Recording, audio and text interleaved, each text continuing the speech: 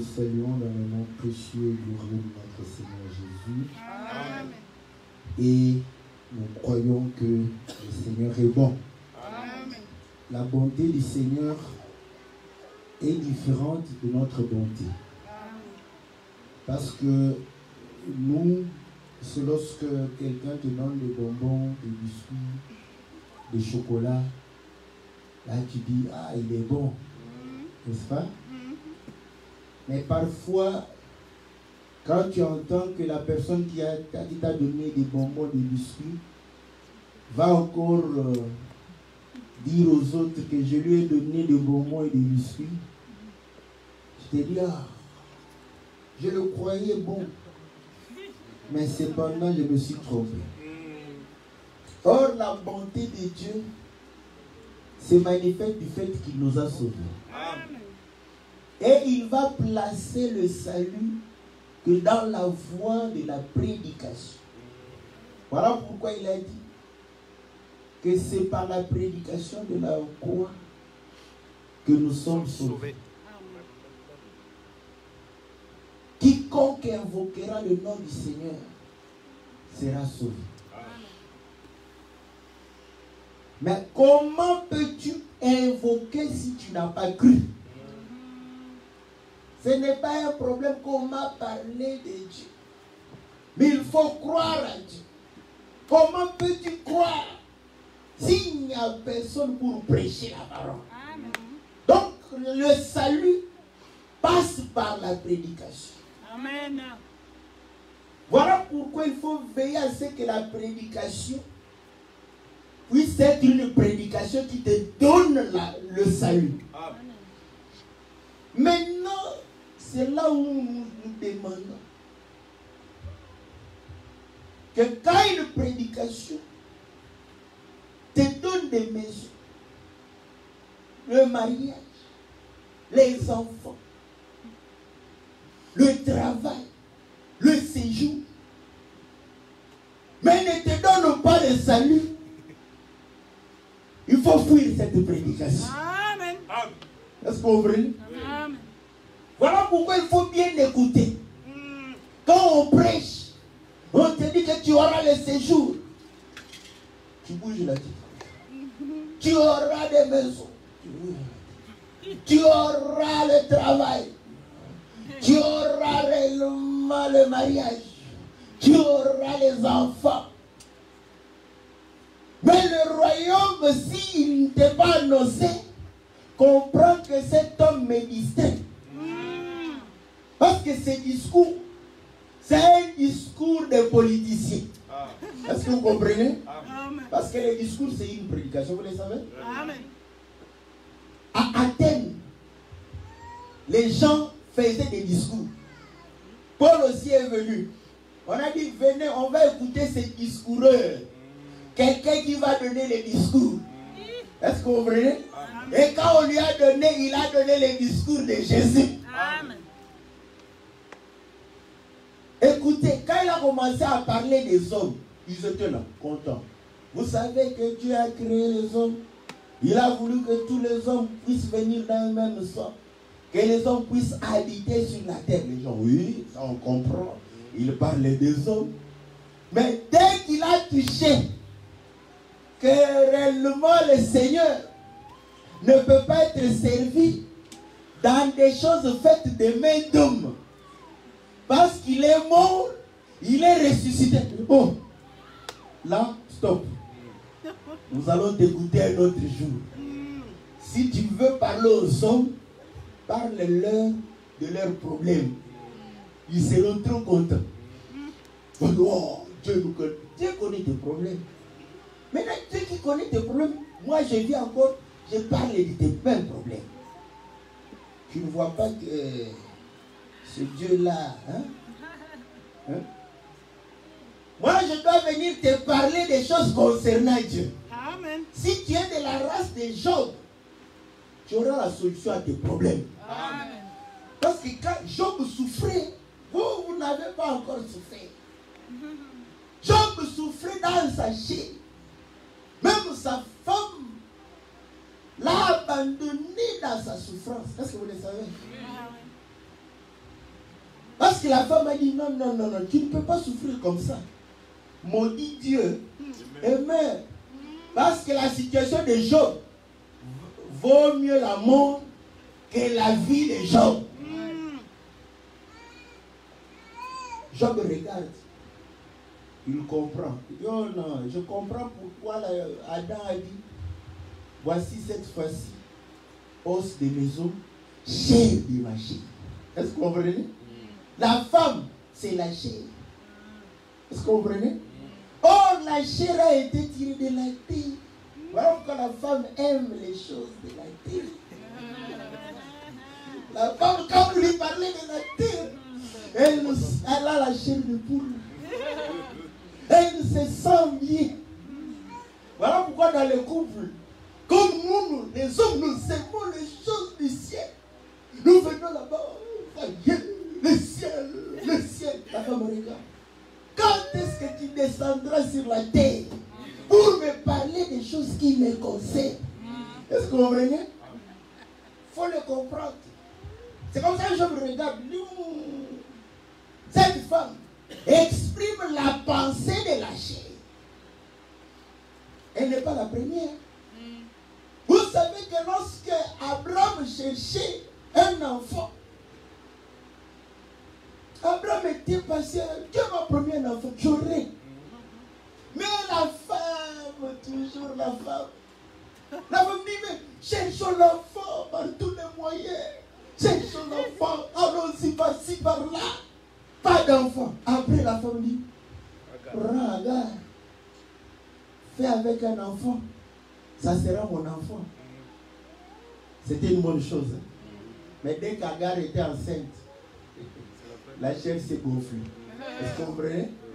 Voilà pourquoi le Seigneur dira, écoute la voix de ta femme. L'enfant qui est né là, né selon la chair, ne va pas hériter le royaume. Ceux qui naissent selon la chair, ce ne sont pas des enfants de Dieu. Vous le savez?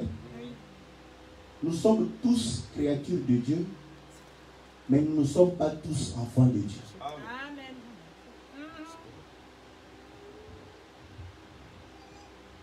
Voilà pourquoi il ne faut pas avoir l'amour plus que Dieu.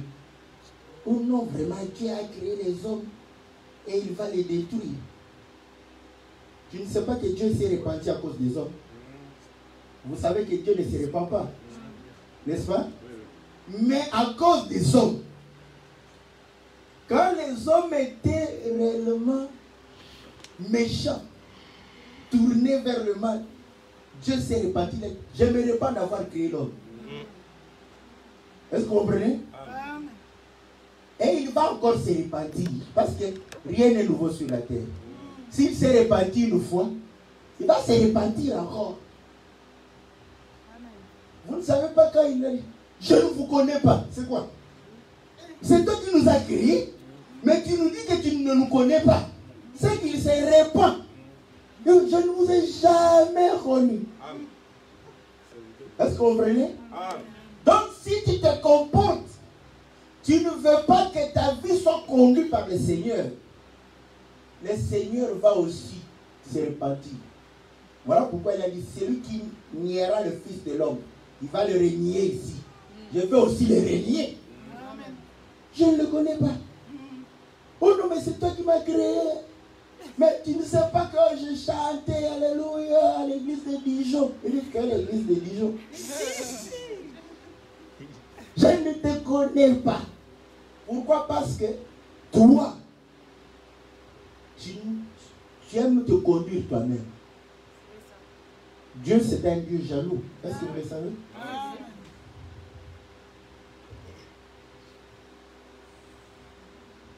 Bon, maintenant, dis-moi, ton mari qui est jaloux là, pourquoi il est jaloux?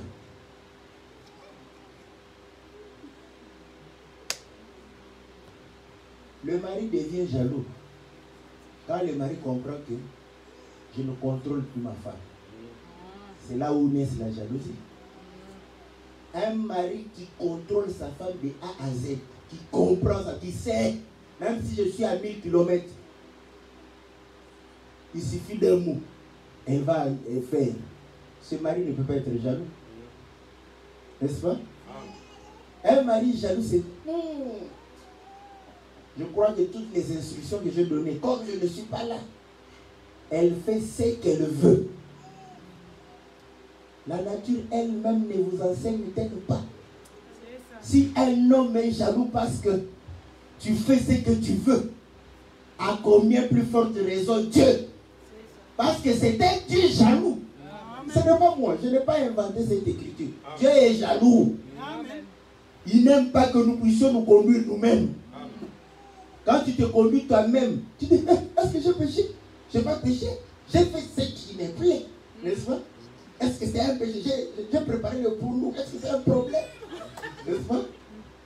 Tu comprends que... Mais si Dieu dit qu'il ne faut pas préparer le pour nous, ne prépare pas le pour nous. Alors aujourd'hui, on croit que... Vous savez que la cuisine des Israélites était commandée par Dieu. Amen. Qu'il était interdit de préparer le porc. Oui, oui. Mais aujourd'hui, tu trouves normal. Hein? Mais si cette loi était jusqu'aujourd'hui, il y a des gens qui vont préparer le porc en cachette. Ça vaut tout bon. Pourquoi j'ai interdit ça? Est-ce que vous comprenez? Donc, vous allez comprendre que nous ne faisons pas les choses par nous-mêmes. Nous avons un chef. Qui est ce chef-là à qui on n'obéit pas, il est content? Au travail, quand tu n'obéis pas au chef, on te chasse. Voilà pourquoi toutes les femmes sont soumises au travail. Mais quand c'est à la maison, ça change. Oh, la soumission, c'est difficile. Mais c'est difficile. Pourquoi au travail, tu te soumets? Je n'ai jamais vu une femme qui dit que, oh, au travail, c'est aussi difficile de se soumettre. C'est à cause de l'argent. Oui? À cause de l'argent, tu te soumets. Mais à cause de l'amour, tu as des difficultés de te soumettre.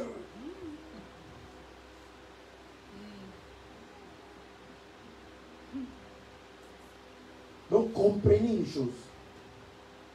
Que nos vies dépendent du Seigneur. Amen. Écoutez ce que le Seigneur dit.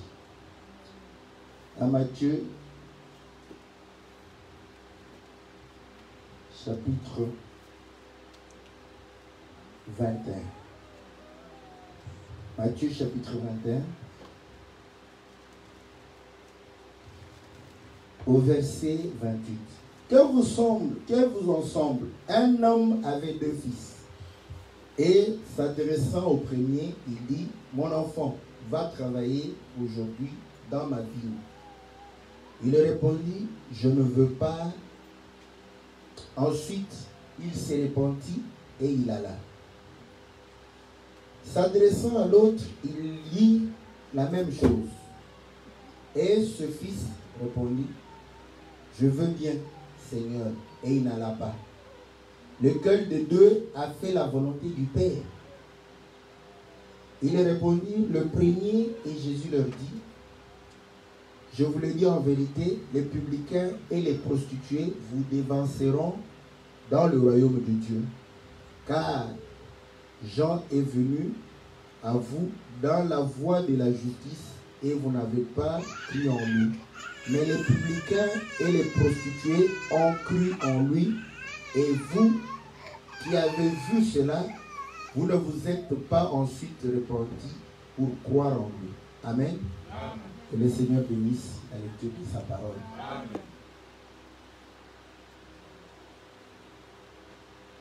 Le Seigneur donne une parabole. Un père vient. Il dit, mon fils, oui. Est-ce que tu peux aller au champ, dans la ville, travailler? Il dit, non, je ne veux pas aller. Après, il reste. Il se dit, ok, je vais aller. Il est allé. Un deuxième, on vient, on lui dit, ah, mon fils, va de, oh, je vais aller, amen. Amen, alléluia. Je vais aller. Et après, il ne va pas. Le Seigneur pose la question. Entre les deux, qui a fait la volonté du Père? Ils ont tous répondu, le premier. Vous voyez, les prostituées et les publicains vont vous dévancer dans le royaume. Amen. Vous savez, quand quelqu'un est un bandit, un koulouna, un koulou-kangala, il y avait un monsieur renommé koulou-kangala. Ce monsieur, quand tu le vois la nuit, tu sais directement que tu as des problèmes. La journée, même les enfants ont peur de lui. Donc, un païen reconnu de tous, comme le fameux Barabbas. Est-ce que vous comprenez? Amen.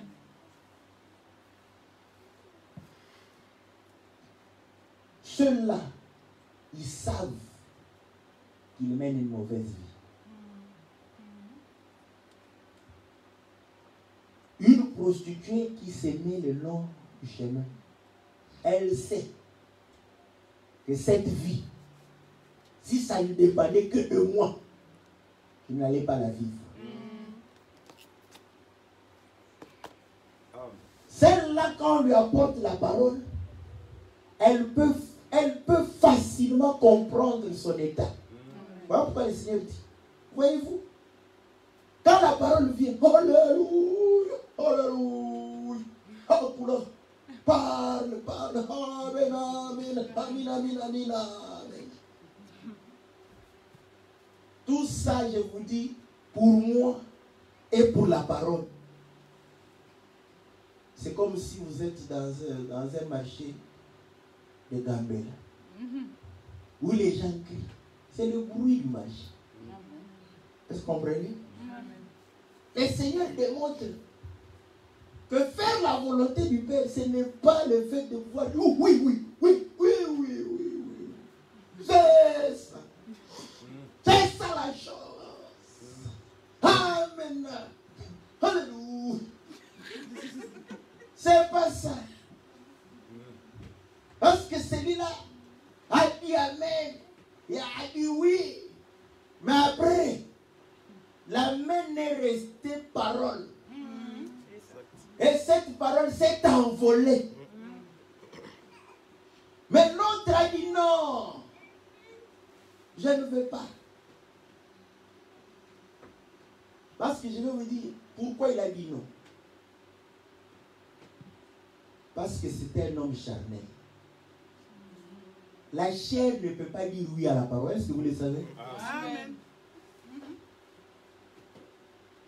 La chair n'aime pas la parole. La chair fait semblant d'aimer la parole. C'est un homme charnel qui a dit non. Parce que quand la parole vient, mais quand il est resté, l'homme intérieur qui écoute la voix de Dieu, qui écoute la loi, qui comprend que non, j'ai un entendement différent de celui qui est extérieur. Il s'est dit non, je dois me ressaisir. Est-ce que vous comprenez? Je dois me ressaisir. C'est pourquoi le Seigneur compare cet homme aux publicains et aux prostituées. Une prostituée, elle vend quoi? Elle vend la chair. C'est pourquoi vous allez comprendre. Quand vous vendez la chair, qu'est-ce qu'on fait? Les vendeurs de viande, qu'est-ce qu'ils font? Ils exposent la viande. N'est-ce pas? Pour remarquer aussi, une prostituée, elle va exposer quoi? La chair. Vous avez déjà vu une prostituée cacher la chair qu'elle est en train de vendre? On ne va pas acheter une viande qu'on veut acheter, qu'on ne voit pas. On dit non, c'est pourri. Est-ce que vous comprenez? Voilà pourquoi la prostituée doit exposer. Parce que la prostituée est le symbole du plaisir de la chair.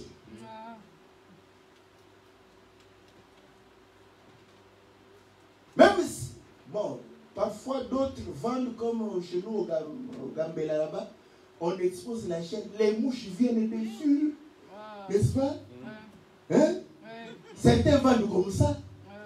D'autres, ils prennent et mettent dans des plastiques, dans des sachets. N'est-ce pas? Quoi que c'est couvert, mais on voit. Est-ce que vous comprenez? Donc une prostituée ne s'habille pas de manière à cacher sa nudité, mais s'habille simplement pour couvrir. Il y a une différence entre couvrir et cacher la nudité. Voilà pourquoi au commencement, quand l'homme pécha, ils se sont couverts, non? Mais ils n'ont pas caché leur nudité. C'est pourquoi quand on ne cache pas la nudité, tout le monde dit c'est sexy. Hein? Je veux parce que la nudité n'est pas cachée. Est-ce qu'on veut? Pourquoi? Pas parce qu'on veut qu'il y ait des clients potentiels qui puissent voir. Mais celle-là s'est dit non, je ne suis pas Gambela quand même. Parce que les mouches viennent abîmer la viande. Cache ça, mais expose en même temps. C'est comme la viande, le poulet wilki. C'est caché, n'est-ce pas? Mais on voit ça. Même c'est dans un plastique. Est-ce que vous comprenez? Sinon, si tu caches, personne ne va acheter. Mais quand on dit que non, les femmes ne sont pas à vendre, là, les femmes disent oui, nous ne sommes pas à vendre. Mais quand nous venons, on nous donne une facture. On se demande maintenant, la facture c'est pour faire quoi?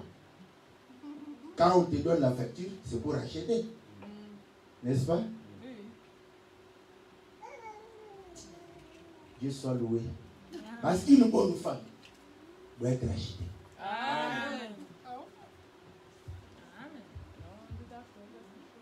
Amen. Parce que j'ai reconnu que moi je suis la femme du Seigneur Jésus. Pour que je puisse lui appartenir, c'est normal. La Bible dit qu'il m'a racheté. Si toi tu ne veux pas être racheté, mais moi je le veux. Parce que je comprends que la bonne femme doit être rachetée par un grand prix. Amen. Et le prix qui a été proposé au Seigneur, jamais dans la dot de l'homme ça sera donné. Est-ce que vous comprenez?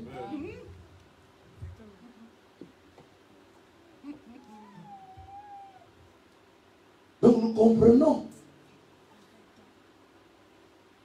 que même les enfants de Jacob, ces filles-là, que Dieu les bénisse, elles ont dit, Jacob, tu ne vois pas que notre père n'est plus content de nous. Il nous a vendus. Vous avez déjà lu ça? Hein? Elles ont dit elles-mêmes qu'il nous a vendus. Mais toi, tu as des difficultés de dire ça.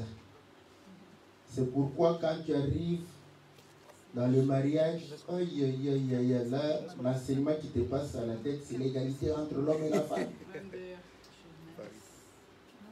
Je suis ton égal. Lisons l'Écriture. Dans le livre de Genèse.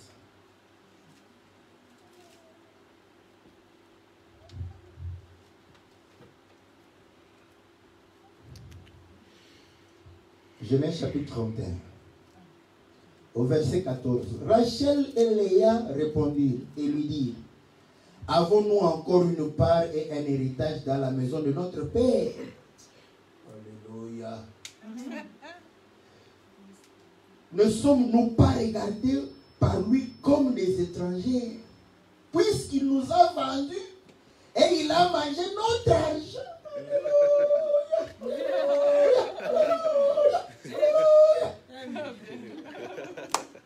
Et je vous dis que les Libanais au Congo avaient raison de pouvoir dire la marchandise vendue n'est ni remise ni échangée. Est-ce que vous comprenez? Amen. Ma soeur, dès que tes parents ont bouffé l'argent, si ton mari te dit rentre, tu ne dois pas rentrer. Tu n'as plus de part ni de d'héritage. Ta part, c'est la maison de ton mari. Amen. Voilà pourquoi la Bible dit que Dieu est le divorce. La femme va aller où? Oh, va chez vous. Chez nous, c'est où? Chez nous, c'est ici.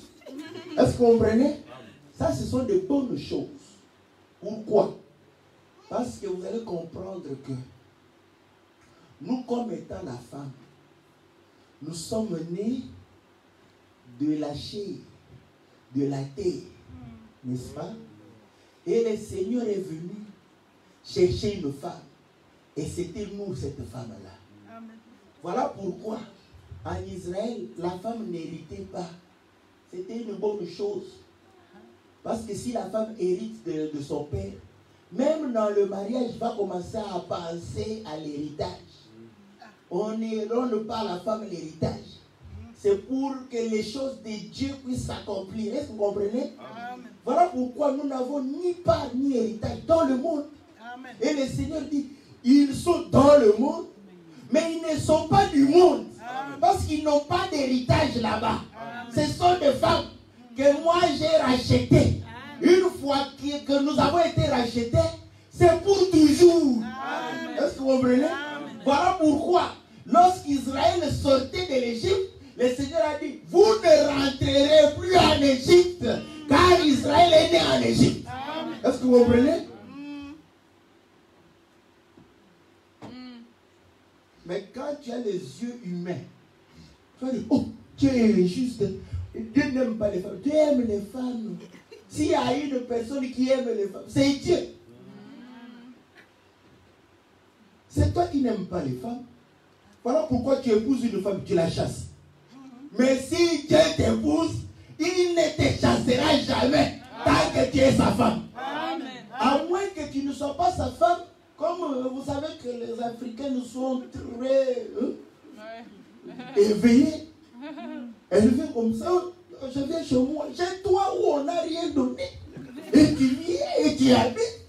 Et tu cries partout que c'est ton mari. Voilà ce comportement que nous refusons. N'est-ce pas?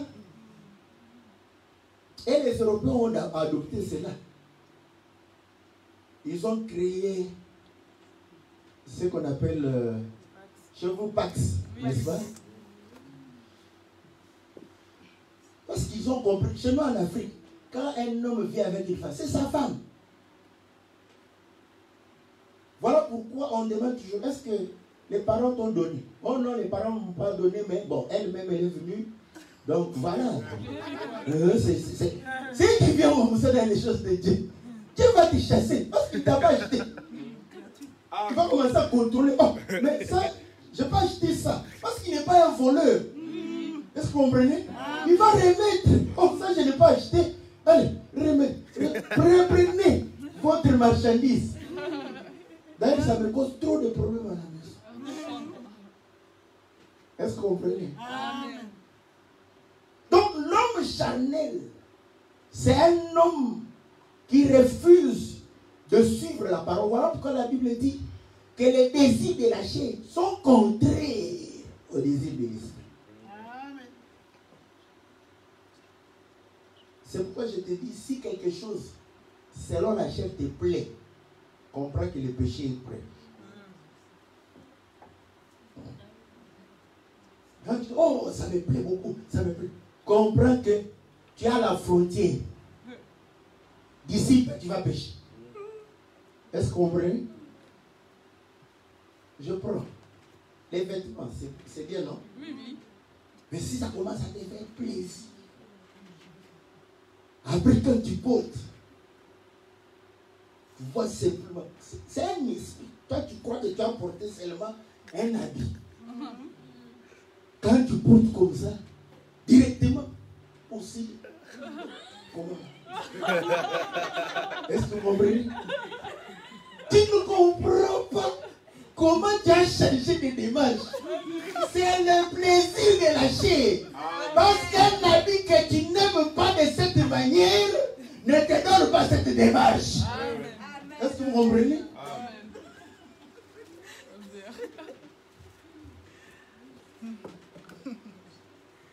Mais est-ce que s'habiller c'est un problème? Est-ce que vous comprenez? Ce n'est pas un problème. Mais c'est le plaisir de la chair qui devient problème. Pourquoi? Parce que la chair aime être vue. Quand tu portes comme ça, la chair, vous comprenez? Tu te sens comme si tu étais comme Alice au pays des merveilles. Top modèle. Mannequin. Là, tu commences. Maman, tu ne marches pas comme ça quand tu pars au travail. Qu'est-ce qui ne va pas? Vous ne savez pas. Ouais. Quand on aime trop son corps, hein? Quand on aime trop son corps, ouais. C'est le plaisir de la chair.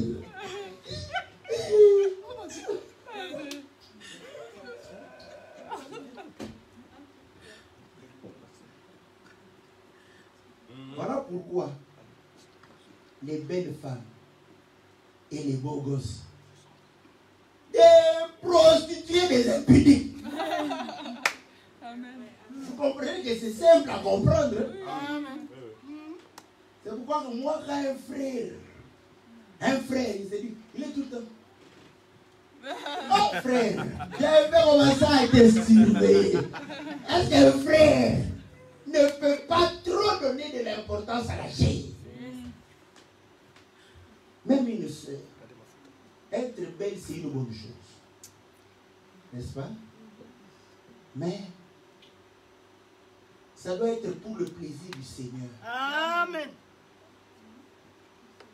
Parce que quand tu es belle comme ça, quand tu parles à quelqu'un de Jésus, ah, Jésus est bon. Oui, oui. Oh, Jésus, il m'a aimé. Oui, oui. Ah oui, ah, tu vas, viens à l'église. Ah oui, je viens vite, vite. Est-ce que vous comprenez? Au lieu d'utiliser ça pour amener les gens à Jésus, non, non. On ne va pas aller au restaurant. Et quand tu manges bien, la chair est contente. Alors, cet homme m'aime. Vous comprenez? Donc, il a d'abord refusé parce qu'il a agi charnellement. Mais quand sa conscience lui a reproché, il s'est dit non, je dois aller. Or, la Bible dit que l'Église est le champ de Dieu. Est-ce que vous comprenez? Amen. Donc Dieu nous appelle dans son champ pour pouvoir travailler. Et ce n'est pas par la chair. Voilà pourquoi cette femme prostituée qui est venue auprès du Seigneur a pleuré. Ce n'est pas en vain. Parce que quand le Seigneur a dit les prostituées vont vous dévaster, il y a une prostituée qui est venue pendant que le Seigneur était chez les pharisiens. Vous croyez que le Seigneur fait ça en vain? C'est pour montrer que le pharisien m'a reçu. Oui, oui, Seigneur, viens chez moi. Oh, alléluia. Oh, je reçois Jésus comme mon Seigneur, comme mon Sauveur. On aime dire ça dans les stades. Hein? Mais tu reçois le Seigneur comme les pharisiens. Mais recevoir le Seigneur veut dire pleurer sur ses pieds, nettoyer ses pieds et prendre tes cheveux et essuyer ses pieds. Amen. Amen. Ouais, ouais. Pleurer parce qu'elle s'est repentie, c'est la repentance. Amen. Quand on se repent, on pleure.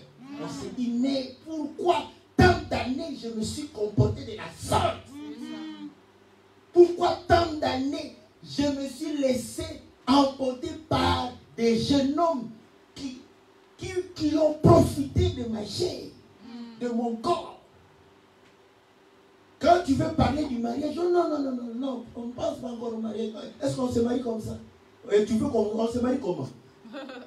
Va demander à Adam comment on se marie. Dès qu'il a vu Ève, elle a dit, voici cette fois-ci, j'ai de ma chair, point barre. Il ne s'est pas posé la question, est-ce que demain? Non, il n'y a pas de demain. J'ai cuve, j'ai vu mon os, je me suis vu en elle, donc ça ira. Amen. Mais nous nous identifions par rapport à quoi? Par rapport à Christ. Donc tu dois voir le Christ que tu as reçu dans la personne que tu es. Amen. Si, voilà pourquoi Paul dit, tout ce que je désire, c'est Christ crucifié, l'espérance de la gloire. Amen. C'est tout.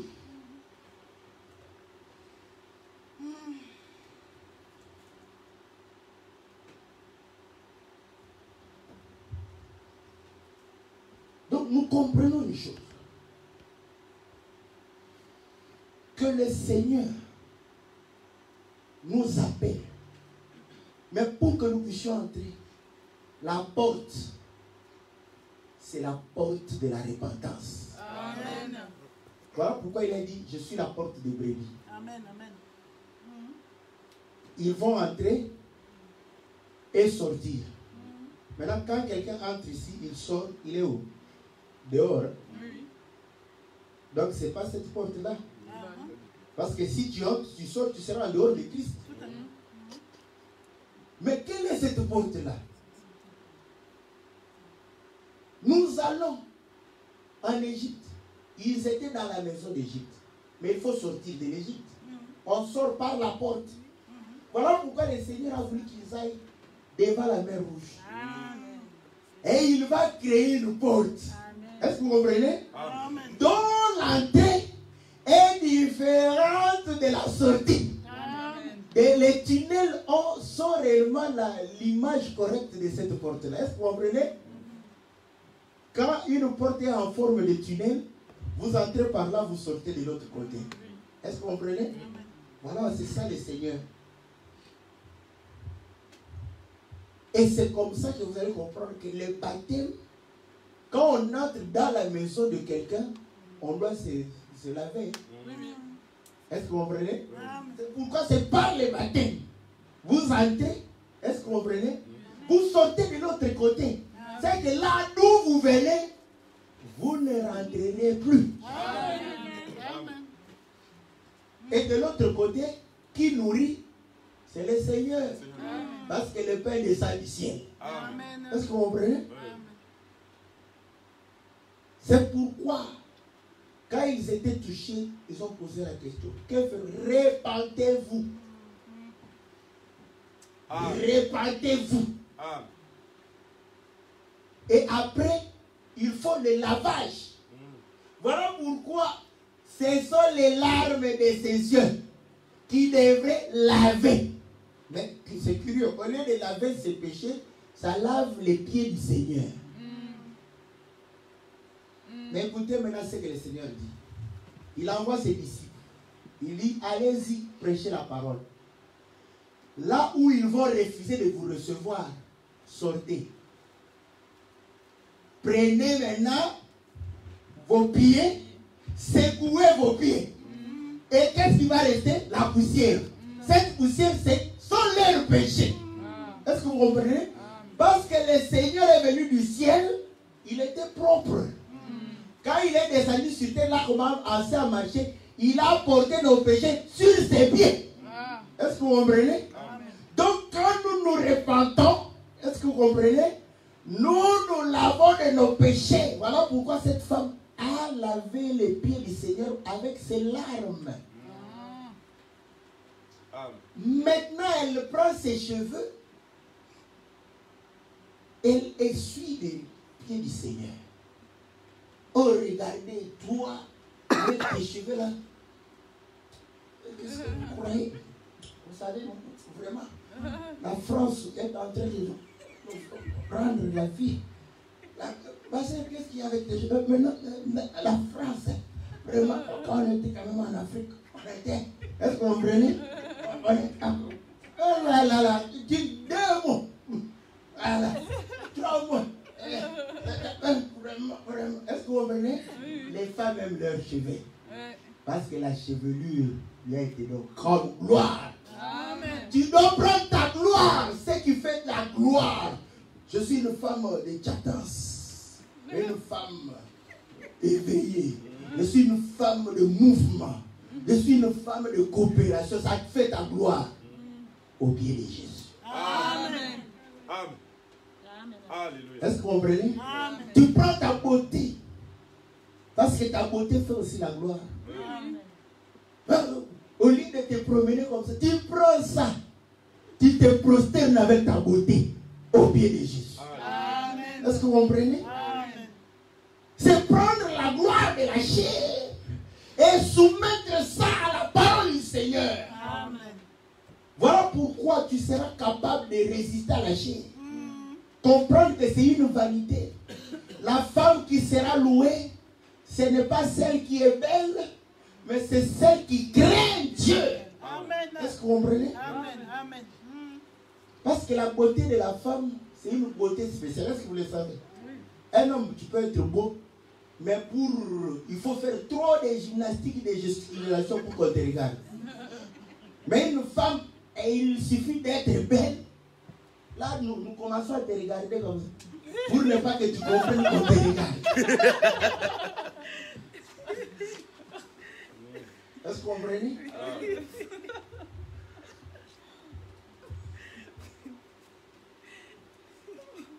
Donc, c'est pourquoi cette femme est venue. Elle a pris la gloire de la chair qui est vanité. Elle s'est repentie. Elle a pleuré pour ses péchés. Voilà pourquoi le Seigneur dira aux pharisiens qui lui disent, oh là là, s'il était Seigneur, il allait comprendre quelle est la nature de cette femme. Le Seigneur dit, il y a deux personnes qui ont des dettes. L'autre a une grande dette. On efface qui aura plus d'amour. Oh, celui qui a une grande dette. Cette femme, connue de tous, prostituée. Elle a été pardonnée. Voilà pourquoi elle a beaucoup aimé. Est-ce que vous comprenez? Le pharisien est resté en dehors. Quoi qu'il a reçu le Seigneur. En dehors des choses de Dieu. Vous voyez? Celui qui a dit oui. Seigneur, oui. Oh Seigneur. Oh là là. Alléluia. Alléluia. Seigneur, nous t'aimons. Nous allons faire tout ce que. Mais quand on regarde la vie, il est le même hier, aujourd'hui, et ainsi en enfer. Parce que si tu ne changes pas, tu seras comme ça en enfer. Dans le tourment. Est-ce que vous comprenez? Donc nous comprenons que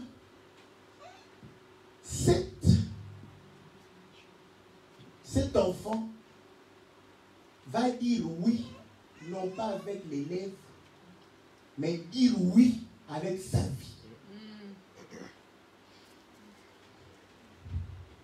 Voilà pourquoi le Seigneur dit, ça ne sert à rien, vous les Africains et les Européens, de jurer à tout moment. Parce que, mais, wallahi, je ne sais pas, wallahi. Si Dieu était le Dieu du temps de la loi, quand tu fais ça, ta tête, directement, tu vas en train de faire ça. Wallahi.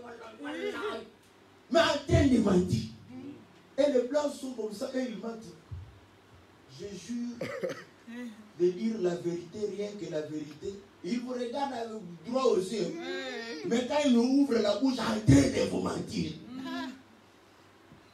Le Seigneur a dit, ne jurez ni. Nous sommes dans Matthieu, chapitre 5, verset 36. Ne jurez pas non plus par ta tête. Car tu ne peux rendre blanc ou noir un seul de tes cheveux. Amen. Donc celui qui rend les cheveux blancs, c'est Dieu. Hein? Il sait pourquoi. Donc quand tu vois un homme avec les cheveux blancs, sache qu'il y a un mystère de Dieu là-dessus.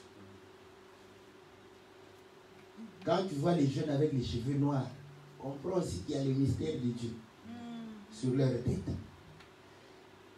Que votre parole soit oui, oui, non, non. Ce qu'on y ajoute vient de malin. Que votre parole soit oui, oui. Donc quand tu dis Amen, tu dois vivre l'Amen. Amen. Si tu dis Amen et tu ne vis pas l'Amen, c'est non. Est-ce que vous comprenez?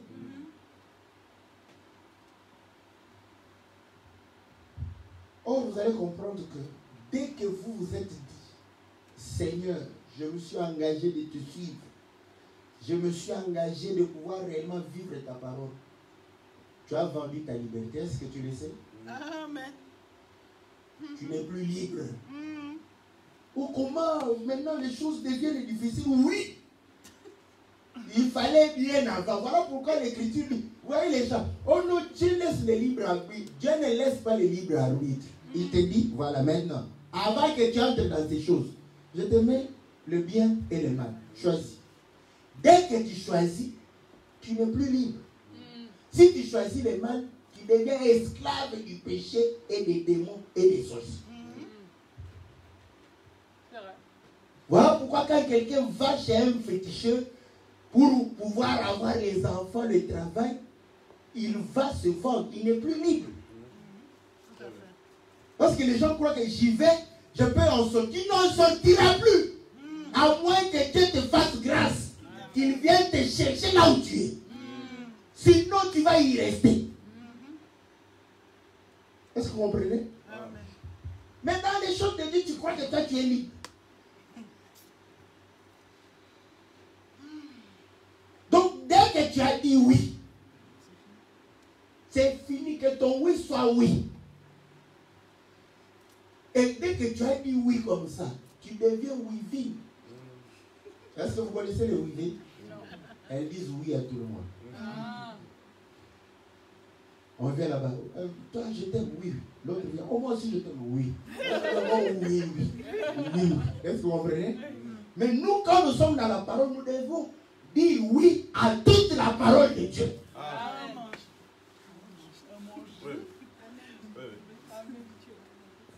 Voilà pourquoi la parole que nous prêchons, la Bible dit que c'est le oui. 2 Corinthiens chapitre 1. Je crois bien. 2 Corinthiens.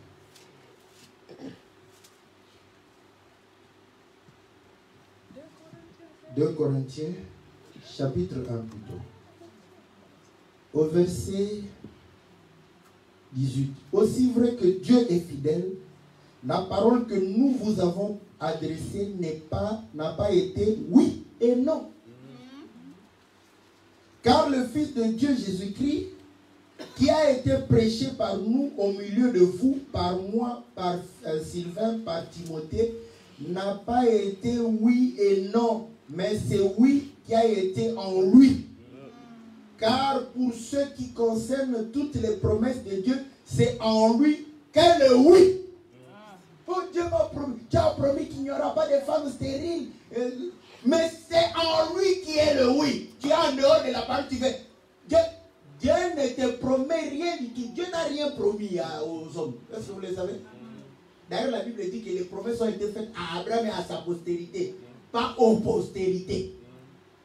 N'entrez pas dans les promesses des gens comme ça, des autres.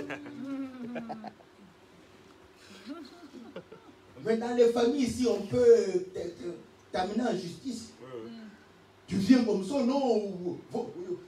Je suis le fils de votre père. On voit les visages, par les visages déjà, pas de tête, rien du tout. Même pas Adèle. Toi, tu es un aventurier. N'est-ce pas?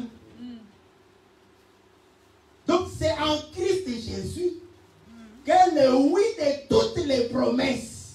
Amen. Tu vas avoir le mariage. C'est en Christ Jésus que le oui de toutes les promesses. Tu vas avoir des enfants. C'est en Christ Jésus qui est le oui de toutes les promesses. Donc c'est en Christ Jésus que ces promesses s'accomplissent. En dehors de ça, Dieu n'a rien promis. N'espère rien. Il risque de t'amener en justice. Parce qu'il trouve que non, tu veux voler l'héritage de ses enfants.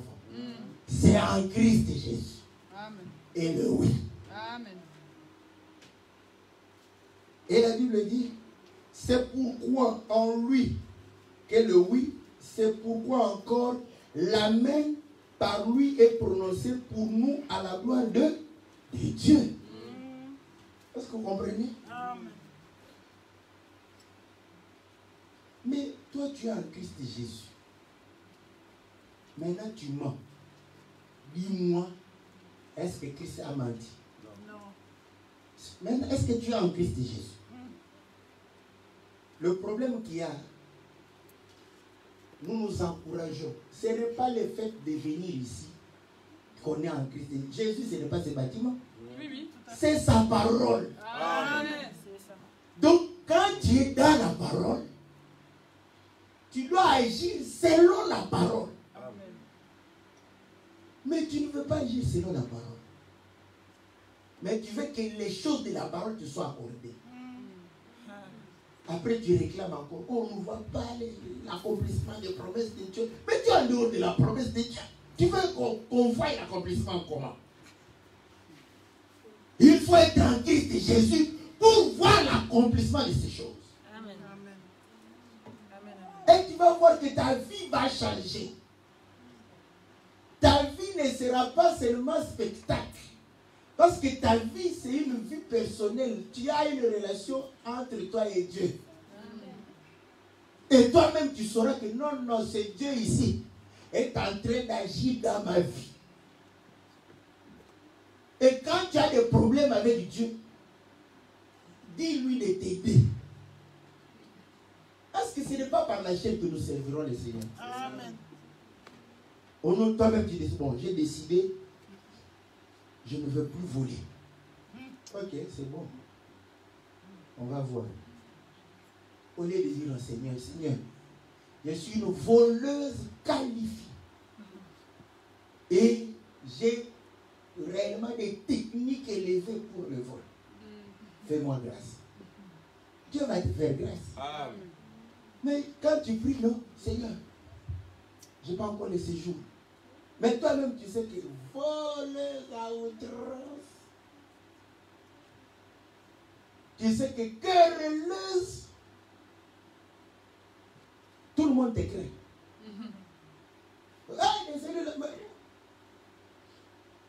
Mais tu demandes quoi? Demande d'abord pour ta propre vie. Vous aurez au siècle à venir la vie éternelle. Il est venu pour la vie éternelle. Maintenant, pour que nous puissions gagner beaucoup de gens, témoigner que Christ est bon. Voilà pourquoi il nous fait accompagner de bonnes choses. Afin de pouvoir gagner, n'est-ce pas, les âmes au Seigneur. Amen. Commence à gagner les âmes au Seigneur. Dieu va voir, non. C'est que mon enfant, tu dois lui donner le séjour. Parce qu'il est utile pour l'œuvre. Mais tu veux que le Seigneur fasse pour toi d'abord. Abraham a commencé à louer Dieu. Il n'avait pas d'endroit dans Canaan. Il a eu la terre quand Sarah est morte.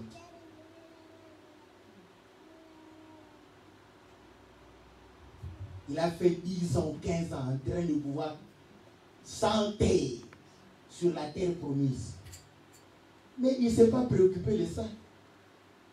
Il s'est préoccupé plutôt de l'enfant, le fils. Car la Bible dit, celui qui a le fils a la vie. Celui qui n'a pas le fils n'a pas la vie. Mais toi, tu te préoccupes de quoi? Donc, nous comprenons une chose. Que l'amen est en Christ Jésus. Voilà pourquoi l'Apocalypse dit, voici ce que dit l'amen, le fidèle. Parce qu'il est l'amen. Voilà pourquoi il a dit, tout ce que j'ai entendu de mon Père, c'est ce que je vous annonce. Et devant la mort, il n'a pas dit, que ta volonté soit faite. Parce qu'il est l'amen de la parole de Dieu. L'accomplissement de la parole de Dieu. Amen. Nous aussi, lorsque nous disons Amen, ça ne doit pas s'arrêter, car le témoignage de Dieu est vrai. J'ai dit Amen avec la bouche et j'ai dit Amen avec ma vie. Amen. Pas ma vie, ma soeur, mais la vie que Dieu m'a donnée. Parce que quand j'ai dit ma vie, tu vas croire que j'ai dit Amen avec ma vie. Est-ce que vous comprenez? Que ta vie soit le oui à la parole. Amen. Quand la parole te dit que l'impudicité n'est pas une bonne chose pour les enfants de Dieu, tu dois dire oui. Amen. Le concubinage n'est pas une bonne chose pour les enfants, tu dois dire oui. Venir en retard, ce n'est pas une bonne chose pour les enfants de Dieu, tu dois dire Oui. oui. Pas avec la bouche, avec ta vie. Amen. Parce que Dieu s'étonne. C'est dit, mais eux-mêmes ont dit que c'est à 15 heures. Mais ils ne viennent pas. Est-ce que c'est Dieu qui vous a dit de venir à 15 heures? C'est vous-même, non? Oui, oui. Mais vous ne respectez pas votre propre engagement. Vous voulez que Dieu respecte? Faites à autrui ce que vous voulez qu'il vous fasse. Vous voulez que Dieu respecte ses engagements? Respectez vos engagements. Quand tu prends la décision, voilà pourquoi, pour progresser dans les choses de Dieu, dès que tu prends la décision, tu dis oui, tu n'as pas raisonné. Parce que c'est comme, oh c'est vrai, oh là là. Tu vas là-bas demain. Est-ce que vous comprenez? Dès que tu es convaincu, dès que tu connais la parole, agis selon la parole. C'est comme ça que tu vas progresser, c'est comme ça que Dieu va te bénir chaque jour. Qu'est-ce que tu veux que ta vie soit? Une vie où tu pars tout le temps à l'hôpital pour être guéri, ou une vie où tu vas rarement à l'hôpital, mais tu es en bonne santé. Parce que les gens aiment ça. Quand il a des problèmes, il vient. Alors, prie pour eux. Oh, Dieu agit. Après, il sort. Il mène une vie en désordre, non hygiénique, n'est-ce pas? Il tombe tout le temps malade pour qu'on le soigne à tout moment. Or, la connaissance fait qu'on ait une vie meilleure. Amen, c'est ça. Est-ce que vous ne savez pas? Vous savez qu'en Europe, c'est vrai qu'on tombe malade, mais ce n'est pas tous les jours. Parce qu'en Afrique, la malaria, c'est... Donc, par mois, c'est 2-3 fois. Donc, tomber malade, c'est normal pour eux. Est-ce que vous comprenez? Mais je parle de la maladie spirituelle.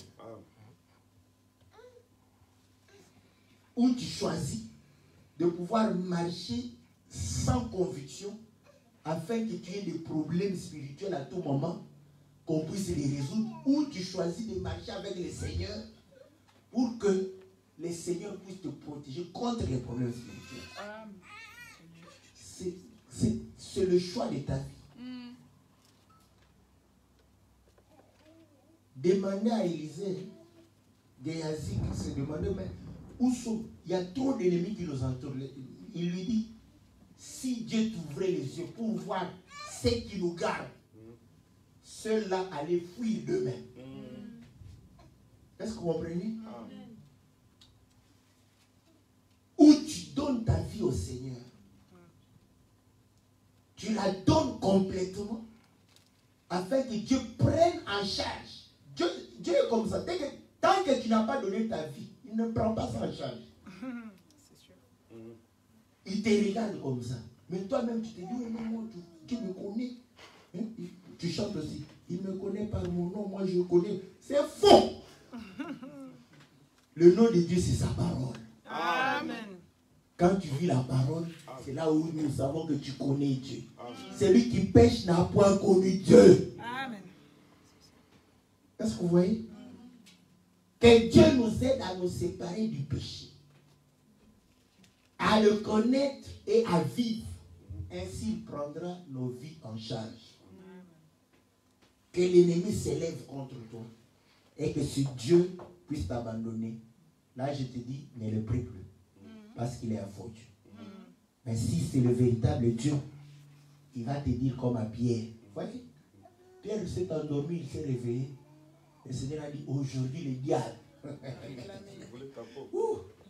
Il a fait des tours ici, disant qu'aujourd'hui, moi, je dois tuer Pierre.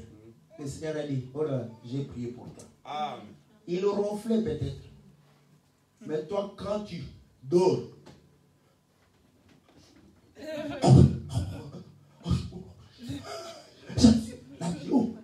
Jésus va protéger.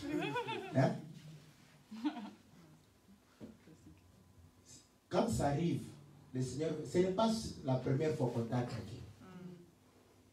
On t'attaque, le Seigneur te protège. Mais tu n'écoutes pas. Tu ne comprends pas. Voilà pourquoi il dit, bon, je vais lui montrer que sa vie, il y a des gens qui veulent. C'est comme ça quand tu dors,